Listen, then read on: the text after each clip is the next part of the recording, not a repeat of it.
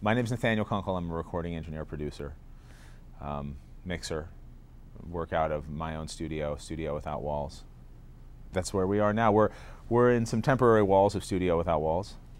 Studio Without Walls is as much an approach to studio infrastructure and a way to make records as it is the actual physical studio that I cart around with me. For the most part, the gear changes all the time. What you're going to be recording to changes sometimes. You know, what your clients are going to want changes sometimes.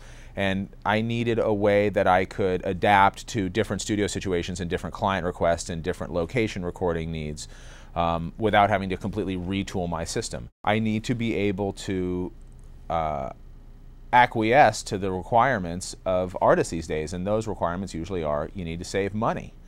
And how do you do that? You save money by doing the things you don't need a real recording studio for elsewhere. You know, you do your overdubs, you do your mixing, you do those types of things in more of, you know, for lack of a better term, a home studio environment.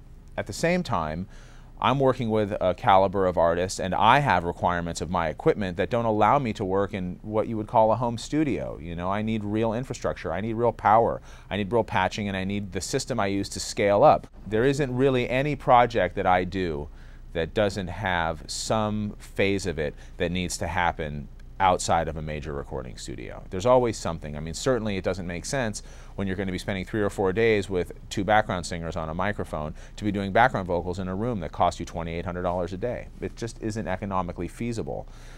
It's economically feasible to spend that much money in a recording studio and you have 5 triple scale musicians on the floor.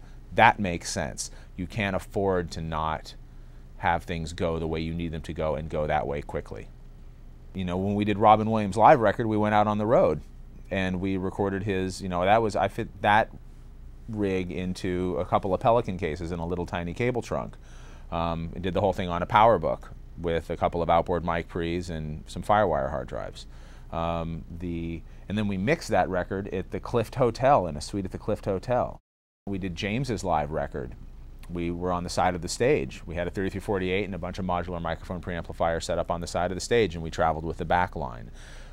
When I did B.B. King's record, we mixed the entire thing here. I mean, this is kind of an office building with some curtains hung up around it.